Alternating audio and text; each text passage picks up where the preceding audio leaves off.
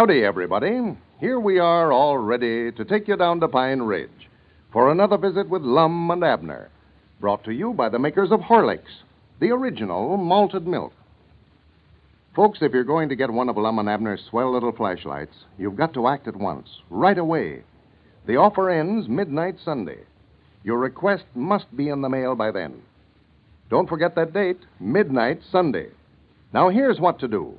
Just write your name and address on the back of the outside wrapper from a package of Horlicks malted milk powder, and send it, enclosing 10 cents to cover mailing and packing costs, to Lum and Abner, care of the station to which you are now listening.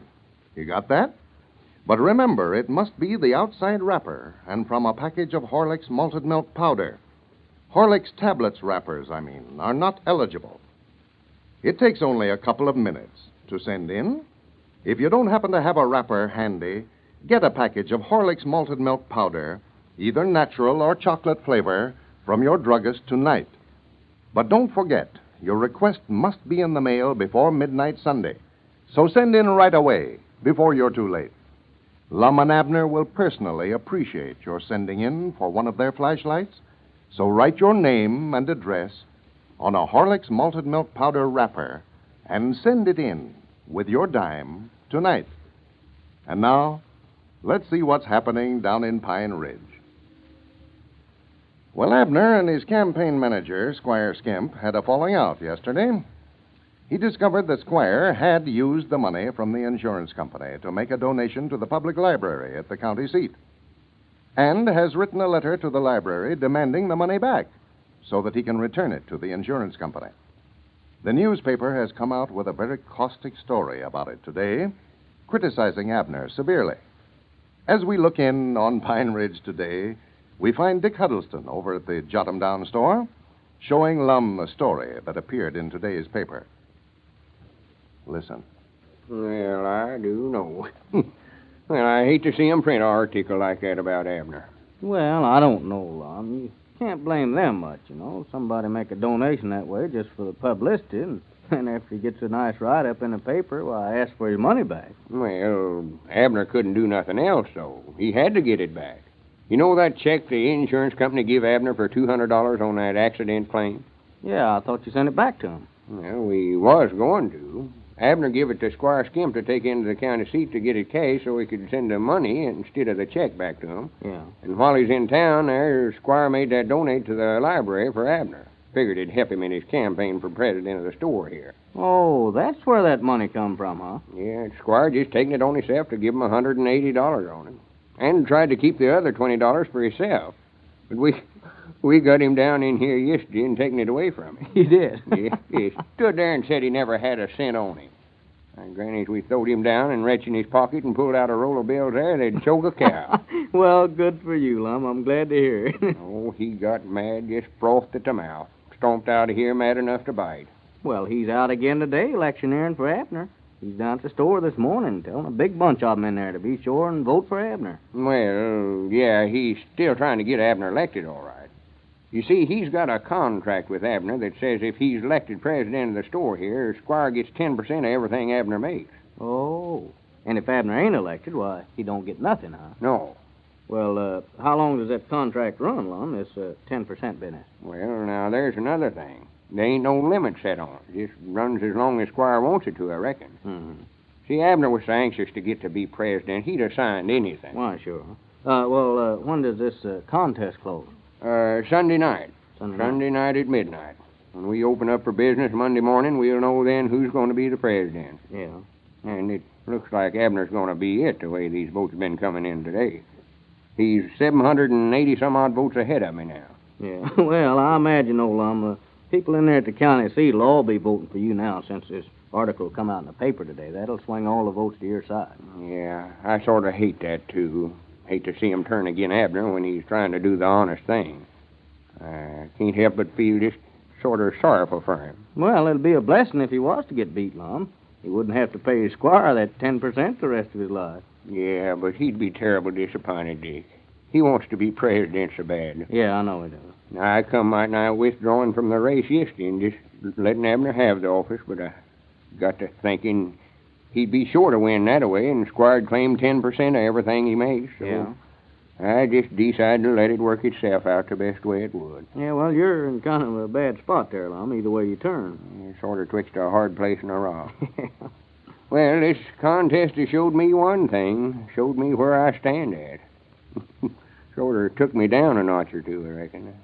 You know, I thought when we started this thing, he'd be a runaway for me. I never figured Abner'd get any votes at all. Well, he's led the race nearly all the way through, though, hasn't he? Yeah, except for 2 or 3 days there.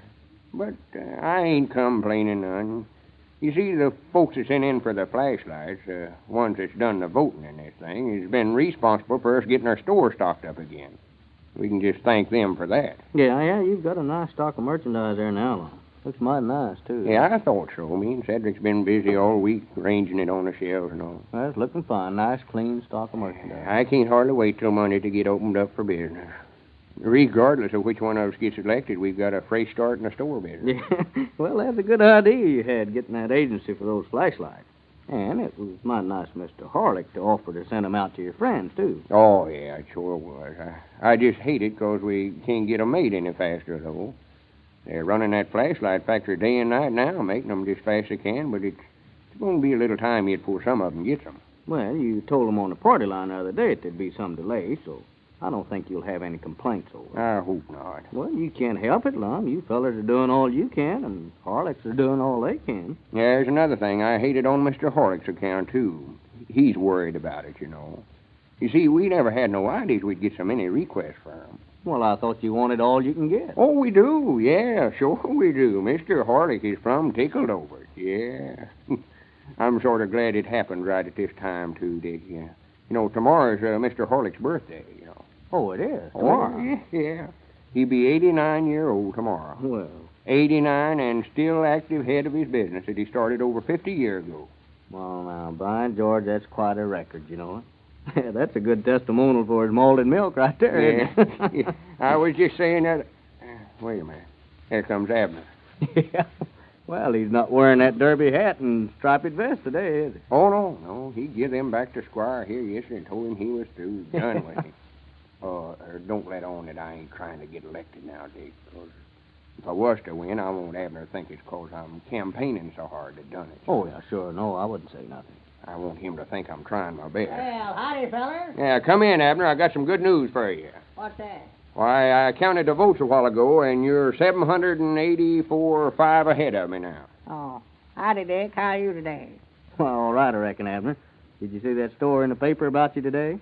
No, I ain't saw it. Somebody was telling me about it. Well, they're mad 'cause you asked for that donate back that you give the library in there. Well, I figured they would be. They claimed you never aimed to let them keep it in the first place when you give it to them.